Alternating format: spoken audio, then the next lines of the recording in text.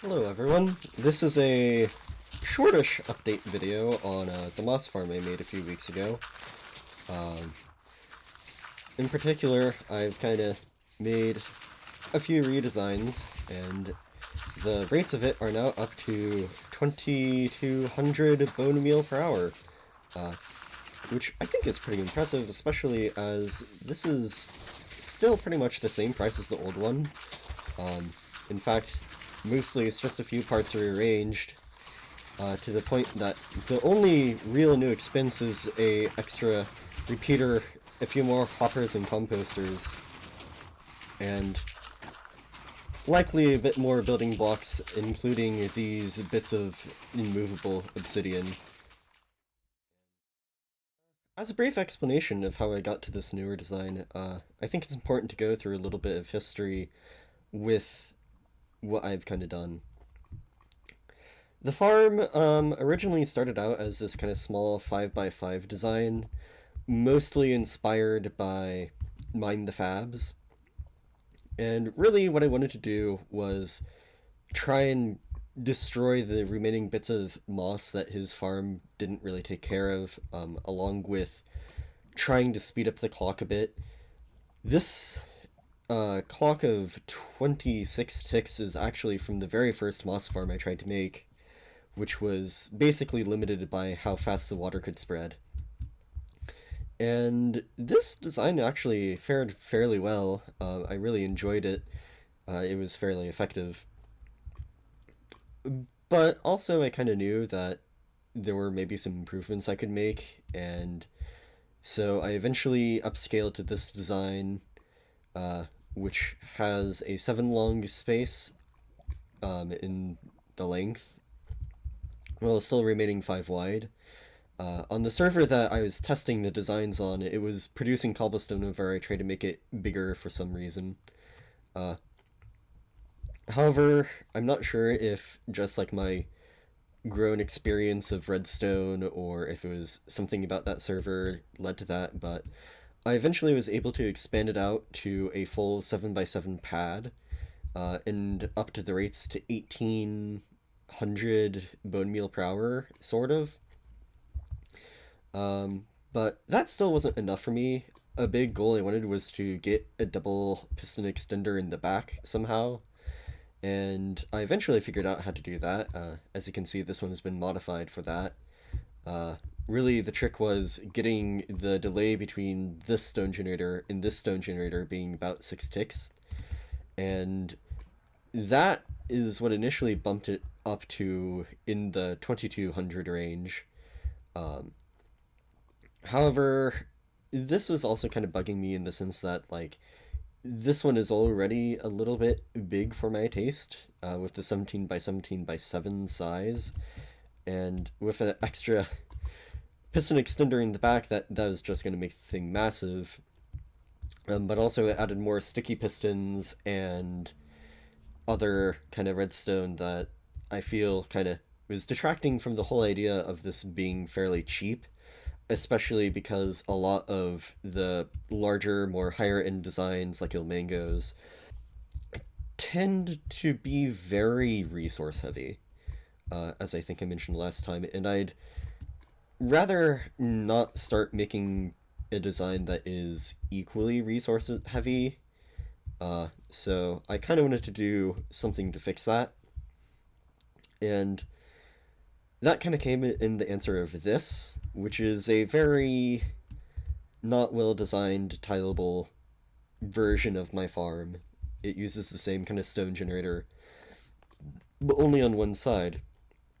And kind of the trick was to kind of abandon the 26 tick clock and just kind of do what every single other moss farm seems to do, which is use a 15 tick clock for the stone generators and then have some way of flushing and bone mealing the system once or so every few cycles rather than every single time.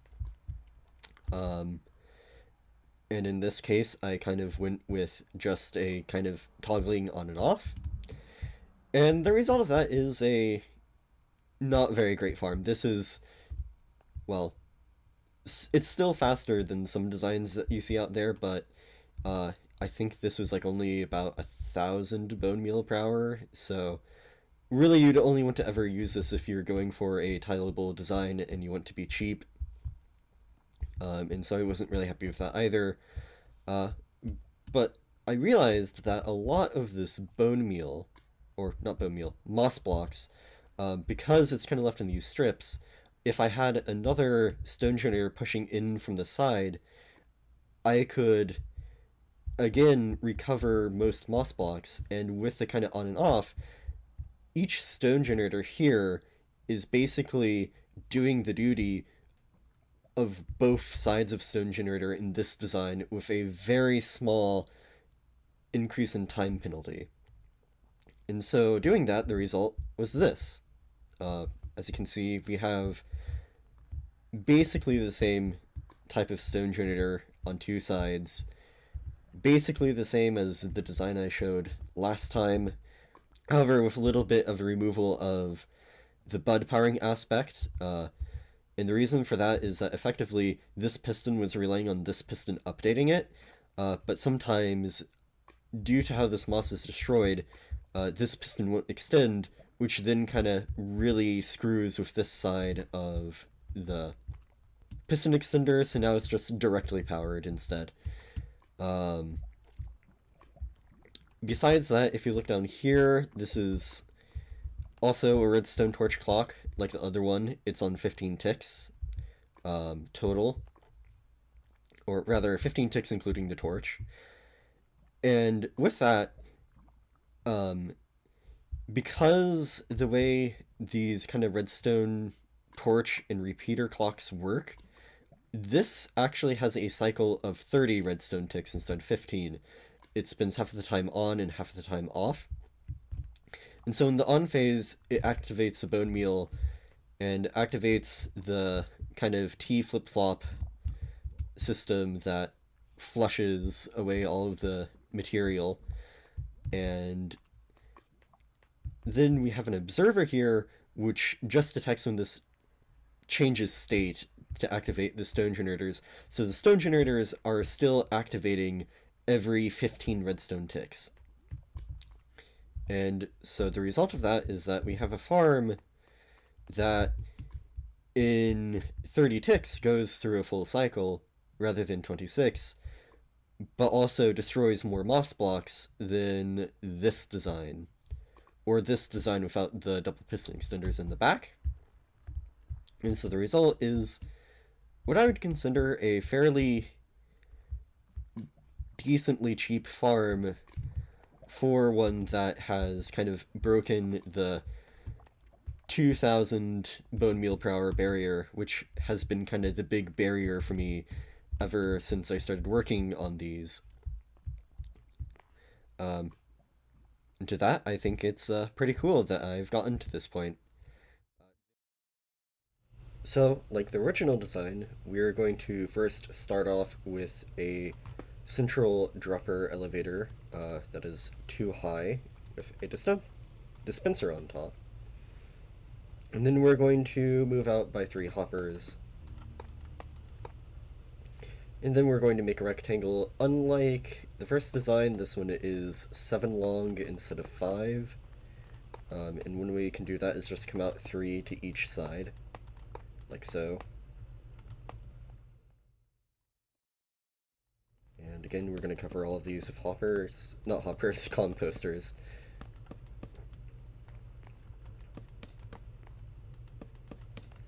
And then on the front rectangle of composters, we're going to place more hoppers down.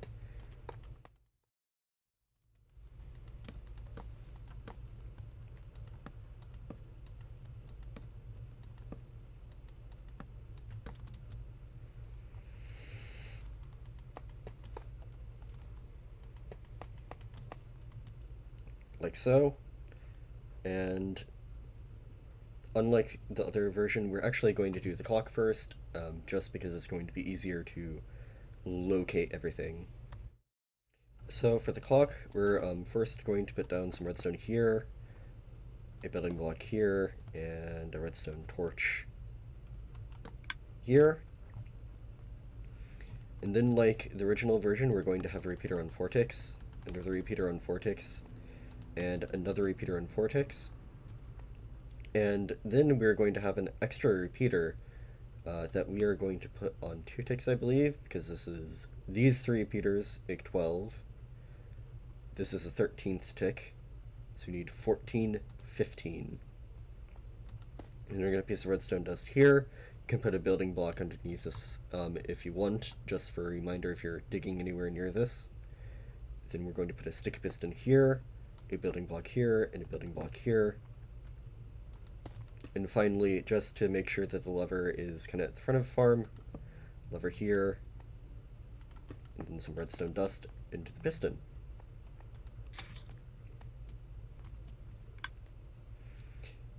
And now, as you can see, this redstone torch will activate the dropper evader every single kind of full cycle of the clock, which is 30 ticks, as mentioned before. Now, for the stone generators, what we're first going to do is place down an observer, a block, or not redstone, dust, a repeater, and then another block and some redstone dust. And this repeater should be on 4 ticks. Then we are going to kind of do what we did in the last video with making a 5 long line with a redstone line on top of it. We're going to come back out here and put a repeater on 2 ticks. And then we're going to make a T-shape. Unlike last time, this T-shape is going to be flat due to some differences in how updates occur in the stone generator. And on these, we are going to put sticky pistons, and then we are going to need some regular pistons and some target blocks.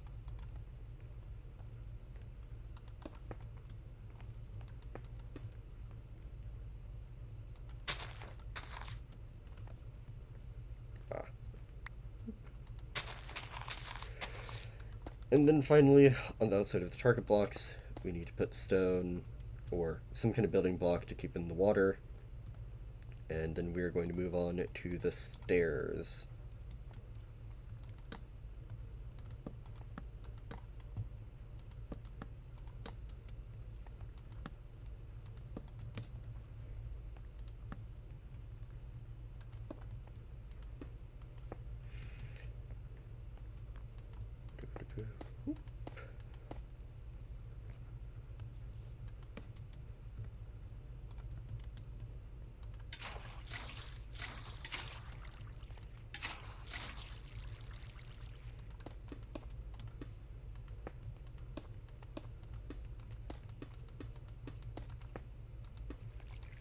And once you've kind of built up this like retaining wall, then we're going to put in the lava as before.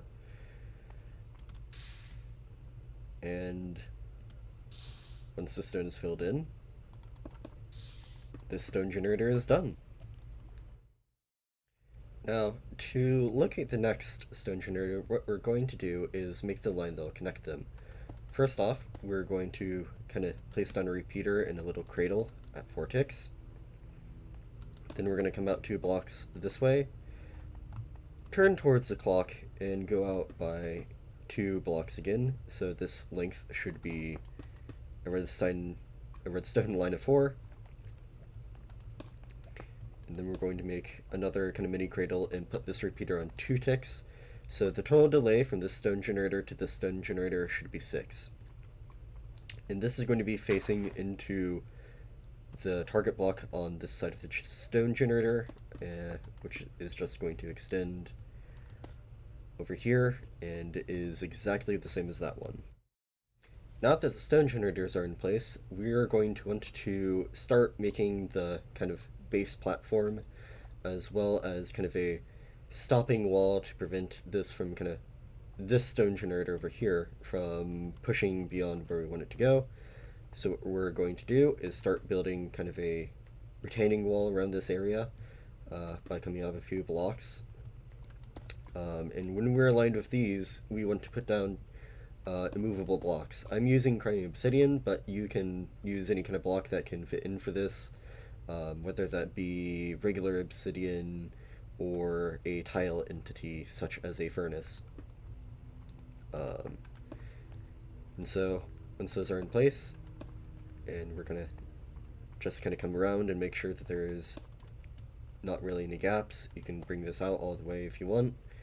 I would sort of recommend that, and then we're going to raise this into a wall that is too high, basically. Or rather, 3 high counting this row down here. So we're going to come up 1 more.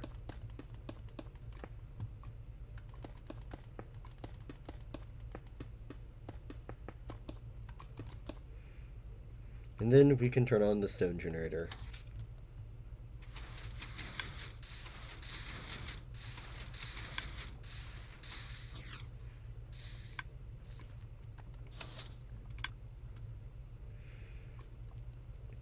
Now, as you can see, we have a sort of checker pattern with several holes, with the ones a little bit longer in the back. What we want to do is fill in these spots, and then use a moss replaceable block here, here, here, and here. Now, moss bonemeal's a 7x7 area, excluding the corners, so you can basically use any sort of material you want in these spaces, whether that be stone or moss to blend in, or a building block. That's really up to you. I'm just going to use a building block for now.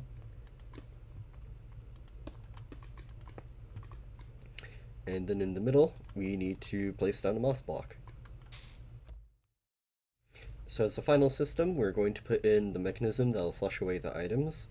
What we're going to do is first pull this line out until we have a block right below the edge, so right here.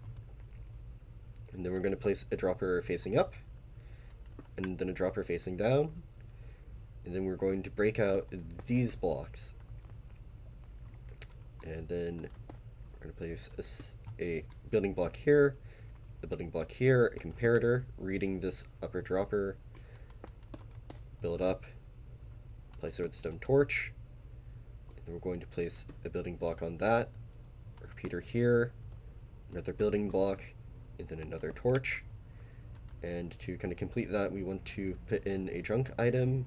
That can literally be anything. And then once that's done, we actually need to take out this wall here. I got a little bit eager in building up the walls. This will actually be 1 more over when we're done. And then we're going to put a redstone dust here, and then bring it out along the top. So it looks like this, and then we're going to place down trapdoors, which we'll then waterlog. And then we're going to put the wall on top of the trapdoors like this. And as before, if you want to have a precaution to prevent items from flying off the top, we can place trapdoors here, all along the way, and then flip them up.